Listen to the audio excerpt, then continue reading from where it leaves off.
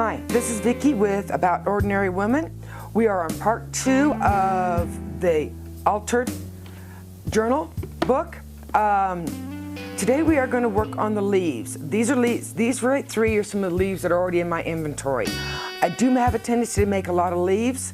It's always great to have leaves around. This is the leaf we're going to make today. The rest of them are just a variation on this particular leaf.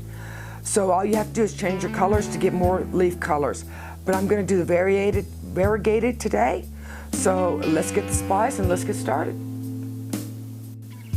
Okay, the supplies you're going to need for the variegated leaf are several colors of green. You need a light color. You can use white, you can use yellow. I'm using a little bit of yellow from my last project. But you want varying colors of green in here. And that's going to be your major part of your blend is going to be the green. You want to limit your really light ones. You can just do it with all greens. That's perfectly fine, but make sure you have a light green like the wasabi here. This one is, this one's olive. And this is just standard green, cadmium yellow, sunshine yellow. I am going to use jungle as my veins. The veins in my leaf are for the side veins, which are right here. I roll this out to a number 3 setting on my pasta machine, the 3rd thickest setting. For the center vein, right there, I'm going to use a number 1 setting. I want it a little bit thicker. Like I said, now the equipment you're going to need is you may need a roller to roll out your veins, or you can use a pasta machine, and you will definitely need a cutter. Not a whole lot of supplies needed for this. So I'm going to let you guys get all your stuff together and then we're going to get started. Okay, I'm going to move my leaf canes up out of here, out of the way. I got all my clay conditioned. I'm just going to set a few of them to the side, and I'm going to just chop. That's all I'm doing. It's good to use an older blade for this, not one that you consider a good blade, because you are doing this little chop. Set that to the side a little bit. It's okay if you get colors mixed in or mixed up, because it doesn't really matter. But you just want to keep chopping into the little tiny bits. I call this the chop and toss method. I do this for a lot of things. One of the things I do for Natasha beads, I'll do chop and toss method. And then just kind of pile that in, put your little pile there.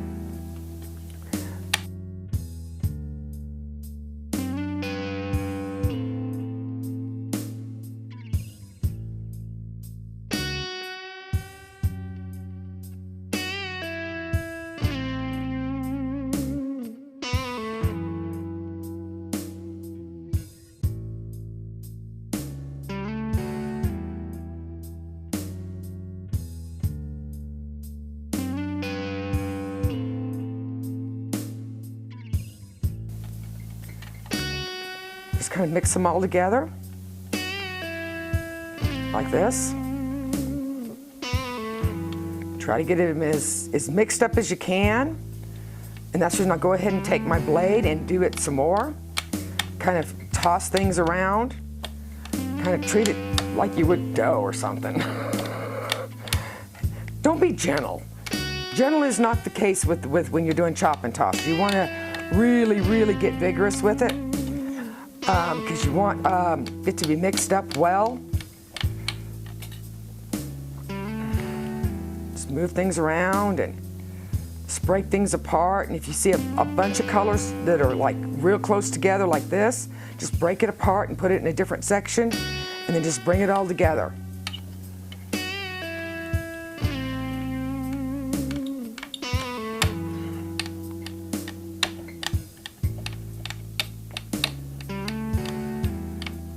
You want little pieces, big pieces, doesn't really matter. You just want it to be as mixed up as you can possibly get it.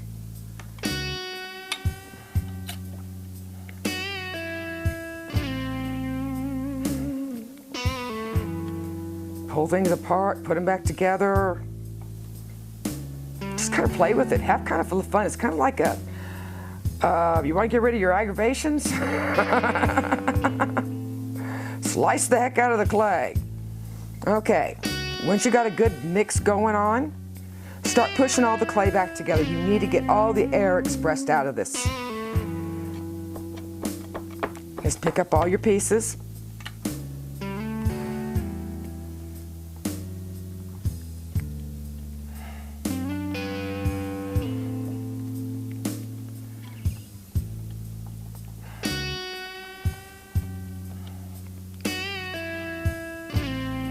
Then take a look at it and see if you like the pattern. If you don't like the way it's variegated, you think it's too much, too little, you need to add a little bit more of a different color or lighten it up, just add whatever you feel like.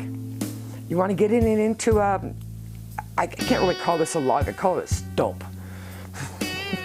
But you do want it round.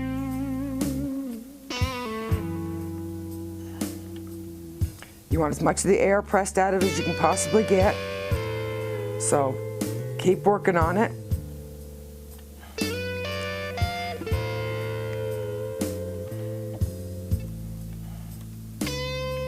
I like my stumps short and fat. It's easier for me to cut that way. It keeps my cuts straighter. But when it comes to a leaf cane, it's okay if it's a little off. You just want it a round shape so you can make your cuts. I cut in half,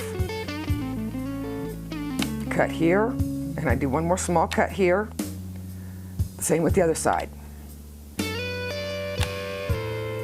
Varies a little bit, but not too terribly much. Let me set these aside over here. Just basically line it up. Get that out of my way.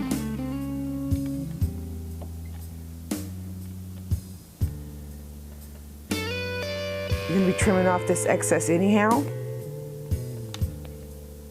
Okay.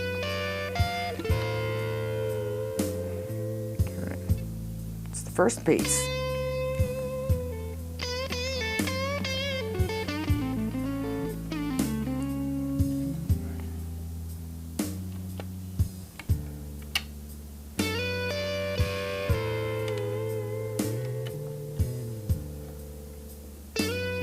Back up.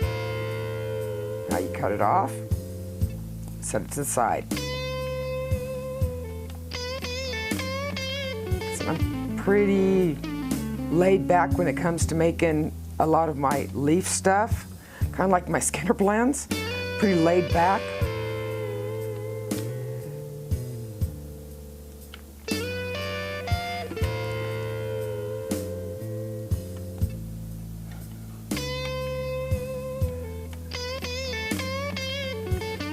Go ahead and put this one on this side.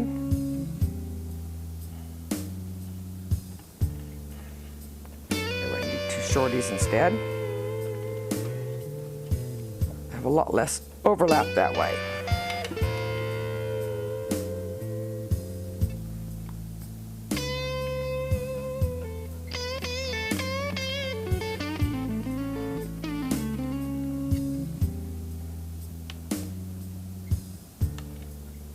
I have to trim off later.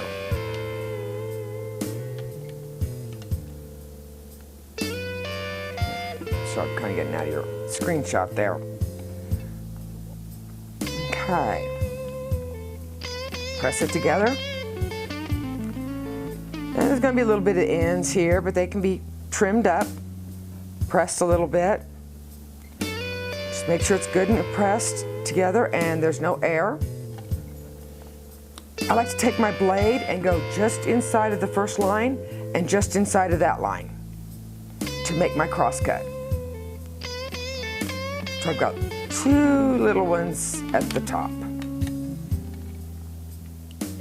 then we take our middle one, and I'm going to stretch this out just a little bit, looks like, to get it to fit.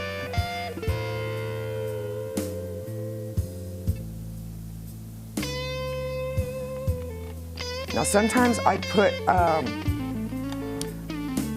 green around the outside, other times I don't. Now turn it up to where the two little shorties meet. And there's pretty much your leaf cane. Now all you do is press it into a leaf. I'm not going to put an outside border on this because it's not going to fit with what I'm doing, the project I'm doing anyhow. I'm going to press it into a leaf shape and reduce.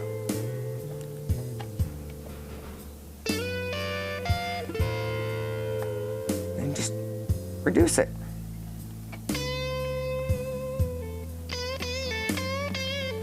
I'll be back when I'm finished reducing because I don't think you guys want to watch me do that this whole time.